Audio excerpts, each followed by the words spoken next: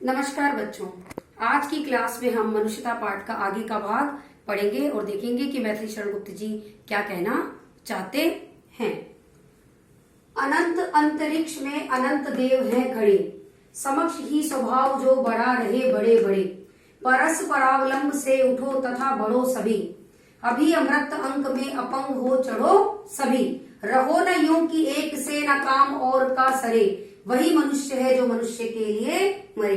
यहाँ मैथिली शरण गुप्त जी ये कहना चाहते हैं कि इस अनंत अंतरिक्ष में, अंतरिक्ष को अनंत इसलिए कहा है क्योंकि इसका कोई भी और छोर किनारा हमें कहीं दिखाई नहीं देता, ये अनंत है, विशाल है। तो मैथिली शरण गुप्त जी ने कहा है कि इस अनंत अंतरिक्ष में अनंत देवता यानी अनेक देवता खड़े हैं, समक्ष ही स्वभाव जो बढ़ा रहे बड़े बड़े, जो तुम्हारे समक्ष अपने बाहें बढ़ा रहे हैं सहायता के लिए। परस परावलंब से उठो, परस परावलंब यानी एक दूसरे की सहायता के साथ उठो तथा बढ़ो सभी, और इस परोपकार के मार्ग पर आगे बढ़ो। अभी अमृत अंक में अपंग हो चढ़ो सभी, अमृत अंक का मतलब है ईश्वर की गोद, यानी परोपकार के मार्ग पर जब तुम आगे बढ़ोगे तो तुम्हें मोक्ष की प्राप्ति होगी और अंत में तुम्हें ईश्वर की गोद बैठने के लिए मिलेगी। यानी कि इस परोपकार के मार्ग पर आगे बढ़ो और अमृत अंक में अपंग हो चढ़ो सभी, बिना रुकावट के अमृत अंक यानी ईश्वर की गोद में चढ़ो। रहो न यो कि एक से न काम और का सरे, इस तरह से मत रहो या इस तरह से जीवन यापन करो कि एक दूसरे के बिना तुम्हारा काम संभव ना हो, यानी औरों को तुम्हारी जरूरत पड़े और तुम्हें औरों की आवश्यकता बढ़े। तो इस तरह से रहो कि एक दूसरे के साथ तुम्हारा काम मिल बांट के हो। वही मनुष्य है जो मनुष्य के लिए मरे, वही मनुष्य है जो मनुष्य के लिए परोपकार करते हुए मरे और परोपकार करे। तो इसमें इन्होंने यही कहा है कि परोपकारी व्यक्ति की सहायता स्वयं ईश्वर भी करता है और अंत में उसको ईश्वर की गोद प्राप्त होती है।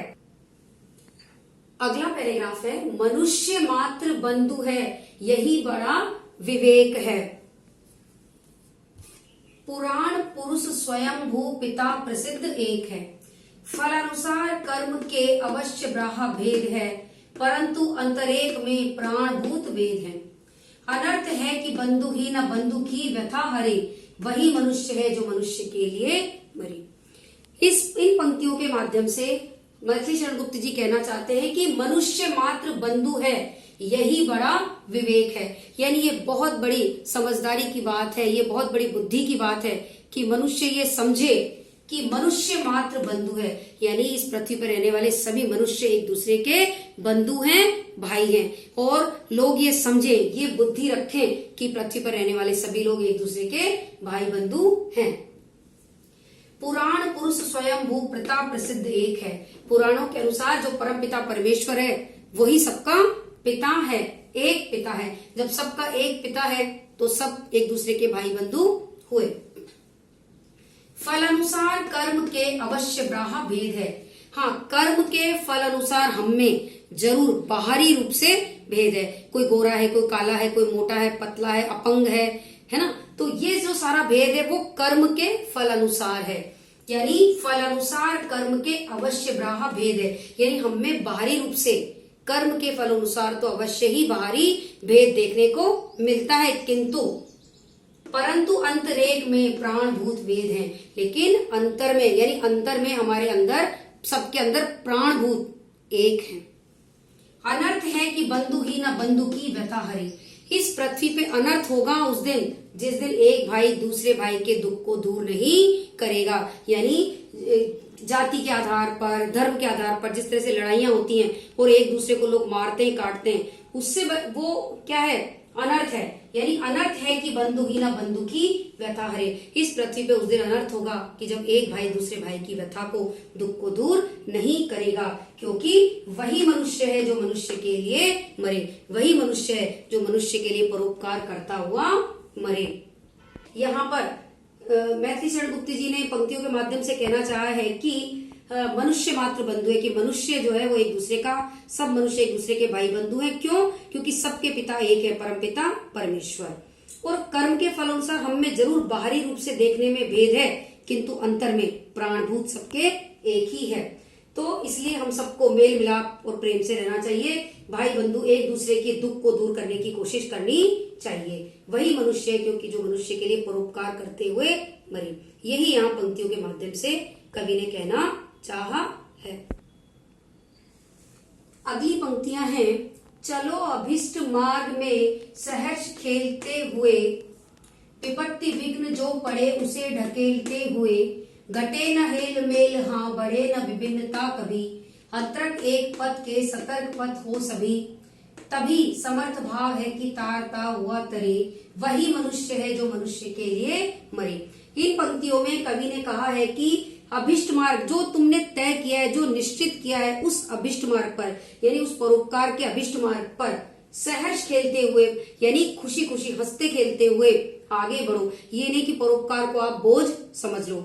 तो इस अभिष्ट मार्ग पर सहर्ष खेलते हुए आगे बढ़ो, सहर्ष खुशी से खेलते हुए आगे बढ़ो। विपत्ति विघ्न जो पड़े उसे ढकेलते हुए, इस परोपकार के रास्ते में बहुत सारी विपत्तियां आएंगी, विघ्न आएंगे, उन सबको ढकेलते हुए उन्हें दूर करते हुए आगे बढ़ो। घटे ना हेल मेल हाँ यानी हम लोगों के बीच हेल मेल मेल मिलाप कभी घटे नहीं, कम ना हो। बढ़े न विभिन्नता कभी, और हमारे दिलों के बीच हम लोगों के बीच कभी भी विभिन्नता ना आए, अलगाव ना आए। जो जाति धर्म के नाम पर लोगों के बीच अलगाव उत्पन्न होता है वो अलगाव ना आए, विभिन्नता हमारे दिलों के बीच ना हो।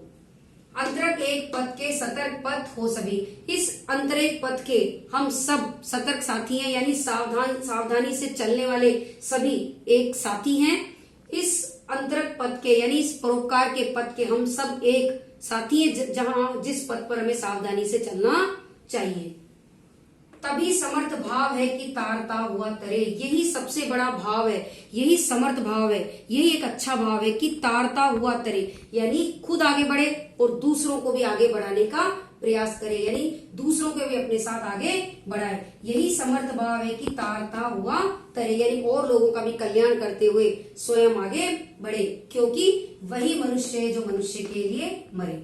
यहाँ कवि ने ये बताने का प्रयास किया है कि इस परोपकार के अभिष्ट मार्ग पर हमको मेल मिलाप के साथ आगे बढ़ना चाहिए और इस पथ के हम सब लोग सभी साथी हैं और ये सबसे बड़ा भाव है कि एक दूसरे को आगे बढ़ाते हुए, एक दूसरे को ताड़ते हुए आगे बढ़े, क्योंकि वही मनुष्य है जो मनुष्य के लिए मरे। तो हमने इस मनुष्यता कविता में देखा कि कवि ये कहना चाहते हैं कि मनुष्य को वास्तव में मनुष्य कब बनता है, जब वो परोपकार करना जानता है, दूसरों के ऊपर दया रखता है, सहानुभूति रखता है, प्रेम रखता है, और यही व्यक्ति के सबसे बड़े गुण होते हैं जो उसे वास्तव में मनुष्य बनाते हैं। इन गुणों के अभाव में व्यक्ति केवल एक सादा सा जीव है, किंतु वो मनुष्य तभी बनता है जब उसके अंदर ये मनुष्यता के गुण आते हैं। तो इन मनुष्यता के गुणों के बारे में मैथिली शरण गुप्त जी ने इस पाठ में हमें बताया है। बहुत से लोगों का उन्होंने इस पाठ में उदाहरण दिया है और उनकी तरह बनने की हमें प्रेरणा दी है। तो इन पंक्तियों के साथ ही इस पाठ का अंत होता है, ये कविता खत्म होती है। आज के लिए इतना ही, धन्यवाद।